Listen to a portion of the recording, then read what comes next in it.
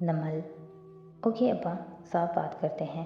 اس نے کوشن پلے رکھا، پیر نیچے کیے، ٹانگ پہ ٹانگ جمائی، بال کانوں کے پیچھے اڑسے اور گہری سانس لی۔ وہ واپس ڈسٹرکٹ پروسیکیوٹر کے روپ میں چلی گئی تھی۔ آپ میری شادی کسی بھی XYZ سے کروا دیں، میں کر لوں گی، پھر چند دن میں مزید بدل ہو جاؤں گی، زیادہ بیزار اور تلخ۔ وہ مجھ سے توقعات باندھے گا جو میں پوری نہیں کروں گی، میں ایسی ہی رہوں گی۔ وہ شروع میں برداشت کرے گا، کہے گا ماضی بھلا دو، میں کہوں گی جب شادی کی تب بھی اس فیز سے نہیں نکلی تھی، ابھی وقت لگے گا۔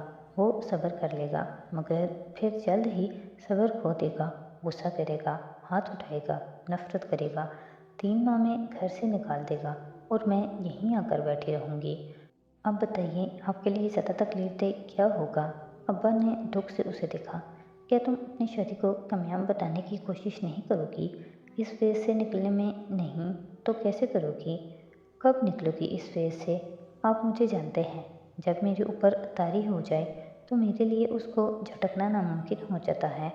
میں اسی کو اپنی زندگی بنا لیتی ہوں، اور آخری دفعہ جب ہم نے یہی بحث کی تھی تو 2 دن تک ایک دوسرے سے بات نہیں کی تھی۔ اس دفعہ کتنے دن کا ارادہ ہے؟ ابا نے آہستہ سے اسبات میں سر ہلایا۔ مگر تم کوشش تو کرو گی نا اس فیز سے نکلنے کی؟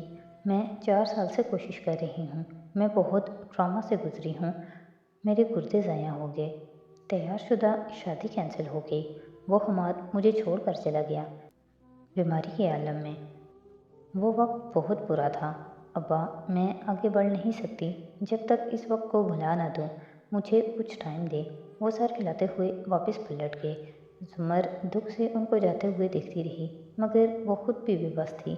رات کا سیاہ پردہ سارے گناہ، سارے عیب ڈھانپ چکا تھا۔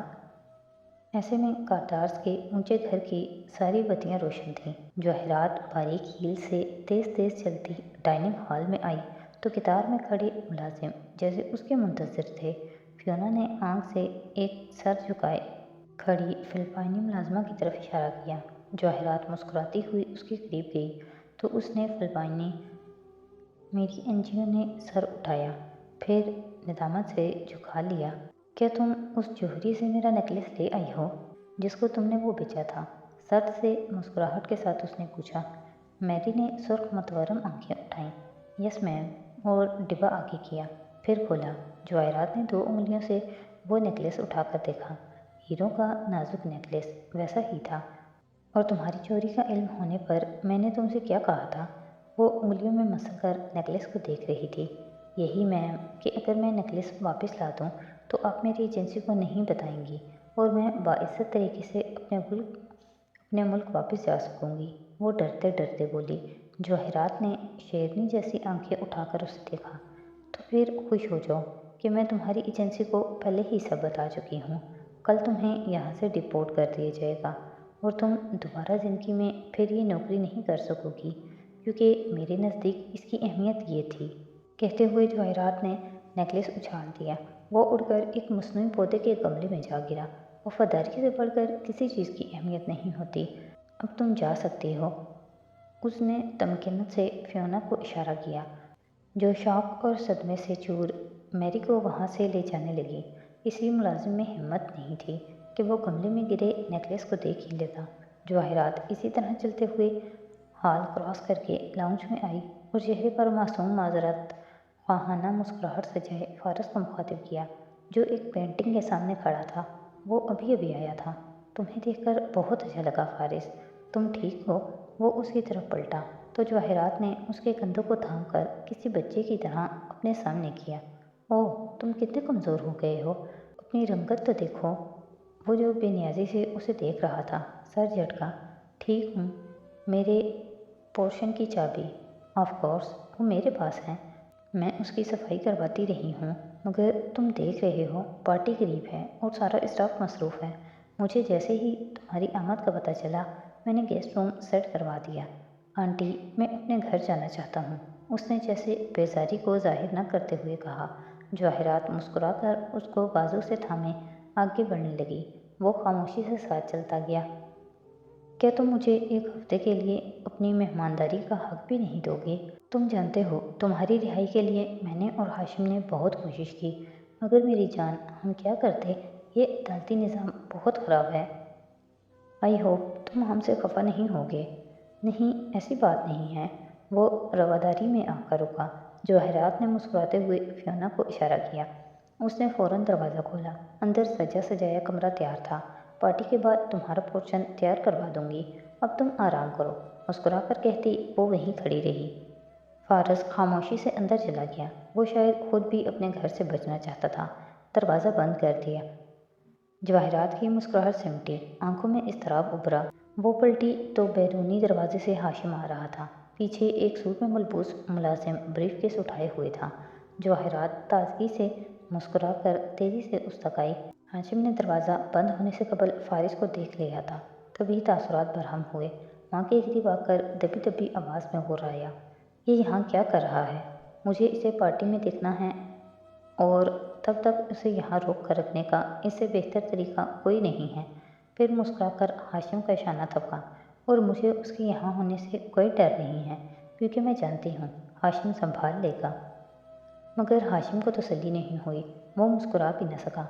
बाबा, सीढ़ियाँ भागकर उतरती फ्रॉक में मलबूस छोटी सी बच्ची इधर आ रही थी। कोट के बटन खुलता हाशिम बेख्तियार मुड़ा। आंखों में बेपनाह प्यार उमड़ आया। वो झुका और दौड़ती हुई बच्ची को उठा लिया। बाबा की जान, कब आई हो? बारी बारी उसके गाल चूमता पूछ रहा था। जवाहरात ने मुस्कुराकर दोनों को देखा और आगे बढ़ गई। रात ज़रा गहरी हुई तो छोटी सी मार्केट की दुकानें बंद होने लगी। अब फ़कत चंद बत्तियां रोशन थीं। दूर एक तरफ की ओर में छोटी सी गाड़ी खड़ी थी। डैशबोर्ड पे एक खाकी फूला हुआ लिफाफा रखा था। ड्राइविंग सीट पर बैठे सादी ने गलाई पर बंधी घड़ी देखी और फिर पीछे देखा। इर्द गिर्द कोई ना था। तभी उसका मोबाइल बजा। उसने सामने किया तो नीली रोशनी चेहरे पे पड़ने लगी। ब्लॉक नंबर कॉलिंग लिखा आ रहा था। साथी ने उठाकर एहतियात से हेलो कहा। फिर दूसरी जानिब से आवाज़ सुनकर जैसे आसाब ढीले पड़ गए। जी बॉस, कैसी रही कॉन्फ्रेंस? तुमने एक बहुत अच्छी चीज़ मिस की है। इससे ज़्यादा अहम कुछ नहीं होना चाहिए था तुम्हारे लिए। फ़ोन में से हल्की सी निस्वानी आवाज़ सुनाई दे रही थी। सादी का चेहरा तारीकी में नीम वाज़ेह था। उसने ज़ख्मी सा मुस्कुराते फिर पीछे देखा। कुछ बहुत अहम था यहाँ। खैर, कॉन्फ्रेंस का सुनाएं। तुम जानते हो आधा वक्त तो उनको ये वाज़ेह करने में लग जाता है कि ठीक है, हमारा कोयला एंथ्रासाइड नहीं है, मगर हम कह भी नहीं रहे कि वो एंथ्रासाइड है। मैं मान रही हूँ कि वो लिग्नाइट है, और हमारे इलाकों में सदियों से दबी फॉसल्स इसे बेहतर कोयले में तब्दील नहीं कर सकते। वैसे भी, और वो रवानी से बोलते हुए रुकी। पता है सादी, आज मुझे किसी ने वारिस के केस के बारे में पूछा। उसका क्या बना? वारिस को सज़ा होगी?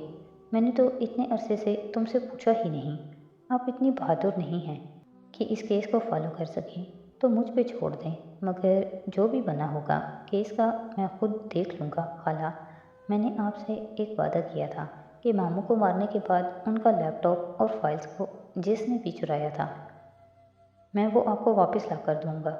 बस मैं उस बंदे के लैपटॉप तक पहुँच जाऊँ एक दफ़ा, फिर मैं आपको बता दूँगा कि मामू को कत्ल क्यों किया गया। कौन, किसकी बात कर रहे हो? एक इल्ज़ाम ने फारिस गाजी की ज़िंदगी के 4 साल ले लिए। मैं बिना सबूत किसी पे इल्ज़ाम नहीं लगाना चाहता। सबूत के बाद बताऊँगा। इतने साल हो गए शादी, क्यों पड़े हो इस केस के पीछे? ख़त्म करो, अल्लाह के हवाले करके छोड़ दो। कैसे छोड़ दूँ? मेरे ख़ानदान के 2 लोग मारे गए, मेरी फूफो की ज़िंदगी बर्बाद हो गई। मैं इन लोगों में से नहीं हूँ जो कत्ल को माफ़ कर देते हैं। अल्लाह फरमाता है क़सास में तुम्हारे लिए ज़िंदगी है, और मेरे ख़ानदान के बाकी लोगों की ज़िंदगी क़सास में है। मैं तो बराबर का बदला लूँगा। जिसने ये किया है वो जान से जाएगा, बस। अच्छा, मुझे जाना है, बाय। एकदम उसने फ़ोन बंद किया। फ्रंट सीट का दरवाज़ा खोलकर एक सुरहबी माइल अधेड़ उम्र शख्स अंदर बैठ रहा था। सादी खामोशी और संजीदगी से सामने देखने लगा। इस शख्स ने तलखी से सादी को देखा। मैंने उसे बरी कर दिया है, अब वो दो जो तुमने देना था। सादी ने खामोशी से डैशबोर्ड से खाकी लिफाफा उठाकर उन्हें थमाया। जस्टिस सिकंदर ने अंदर झांका। चेहरे पर मज़ीद कड़वाहट फैली, कान की लोएं सुर्ख पड़ी। मेरे बारे में अगर ये गंद बाहर निकला तो गम और गुस्से से आवाज़ कांपने लगी। सादी ने गर्दन मोड़कर उनको देखा। अगर आप मुझे जानते होते तो अंदाज़ा लगा लेते कि मैं एक शख्स की ज़िंदगी बचाने के लिए आपके ख़ानदान के 5 अफराद की ज़िंदगी बर्बाद नहीं करूँगा। मैं इस हद तक ना जाता अगर आप मेरी बात सुन लेते। मैं आया था आपके पास जस्टिस साहब। मैंने आपकी मिन्नत भी की थी कि फारिस काजी बेकसूर हैं, मगर आपने मेरी नहीं सुनी। हाशिम का पैसा हर जगह बोल रहा था, मेरे पास इसके अलावा कोई रास्ता ना था। सॉरी, कंधे उचकाकर बेनियाजी से सॉरी कहा। बकवास मत करो, मुझे बताओ तुम्हारे पास इसकी कोई कॉपी है या नहीं। हो सकता है मेरे पास कॉपी हो, क्योंकि मैं कभी नहीं चाहूँगा कि फारिस काजी को दोबारा इस केस में फंसाया जाए। आप अपने एंड पे ख्याल रखिएगा, मैं अपने एंड पे रखूँगा। अब आप जा सकते हैं। वो तो जैसे रुकना ही नहीं चाहते थे। सर पर टोपी और गर्दन का मफलर दुरुस्त किया ताकि शनाख्त ना हो पाए और बाहर निकल गए। सादी ने हल्के से कंधे उचकाए और कार स्टार्ट कर दी। कसरकार पर रात की तारीकी स्याह बादलों की तरह उतरी हुई थी, जो गहरे पुरस्रार राजों से लदे हुए, ऐसे जैसे बस अभी बरसने को तैयार हों, और ना बरसे तब भी उनकी खौफनाक गरज दूर दूर तक सुनाई देती हो। ऐसे में फारिस गाजी सब्ज़ार पर अपनी एनेक्सी के सामने खड़ा था। ये जगह हाशिम के कमरे की अकबी बालकनी से साफ दिखाई देती थी। 2 मंजिला एनेक्सी जो बिल्कुल खामोश वीरान सी खड़ी थी। बाहर से हर साल पेंट होती थी, खुशनुमा और नई सी लगती थी, मगर अंदर से बंजर हो चुकी थी। वो जानता था चाबी उसके पास नहीं थी, उसे ज़रूरत भी नहीं थी। वो कदम कदम चलता बरामदे में आया, दाखिली दरवाजे पर रुका, मुड़कर एक नज़र खामोश और अंधेर सब्ज़ार पे डाली। कारदार्ज इस वक्त घर पे ना थे, और जो थे वो सो रहे थे। वो वापस घूमा और झुककर पंजों के बल ज़मीन पे बैठ गया। जेब से हाथ बाहर निकाला तो उसमें पतली सी तार थी। उसने तार लॉक के अंदर डाली और उसे मुख्तलिफ जावियों से घुमाता रहा। 1 2 3 4 5 6 क्लिक आवाज़ सी आई और लॉक खुल गया। वो तार जेब में डालकर उठा और दरवाज़ा खोला। एनेक्सी अंधेरी पड़ी थी। फारिस अंदर आया। उसने कोई बत्ती नहीं जलाई, कदम कदम चलता आगे आता गया। दो दीवार मैले से लगते थे, वीरान और मकड़ी के जालों से पुर। सोफों पर चादरें पड़ी थीं। फिजा में गर्द की दुबेज तय थी। वो अंधेरे में वहीं खड़ा रहा, यूं ही गर्दन मोड़कर वीरान नज़रों से बैरूनी बरामदे को देखने लगा, जो खुले दरवाजे के बायस नज़र आ रहा था। फारिस गाजी, आपको दोहरे कत्ल के जुर्म में गिरफ्तार किया जाता है। यहीं इसी बरामदे में खड़े उन्होंने उसे हथकड़ी लगाई थी। उसने गर्दन मोड़ी। यहीं इसी घर में वो हंसमुख सी लड़की भागती नजर आती थी, जरताशा। और यहीं इस घर में वो इस रात टहलता रहा था, बेचैनी में, कर्ब में। जब फारिस गाजी को मारा गया था तब इधर उसने निगाहें उठाकर देखा। इधर कसर में एक तकरीब जारी थी। रोशनियां और कहके रात को मुनव्वर किए हुए थे। वो तकलीफ और यादें। फारिस ने सर झटका, जैसे बहुत कुछ जहन से भी झटका हो, और फिर तेज़ से बाहर निकल आया। दरवाज़ा ज़ोर से बंद किया और फिर तेज़ी से बाहर निकल आया। दरवाज़ा ज़ोर से बंद किया। लॉक खुद ब खुद मुकफ़्फ़ल हो गया। वो अब लंबे लंबे डग भरता दूर जाता दिखाई दे रहा था।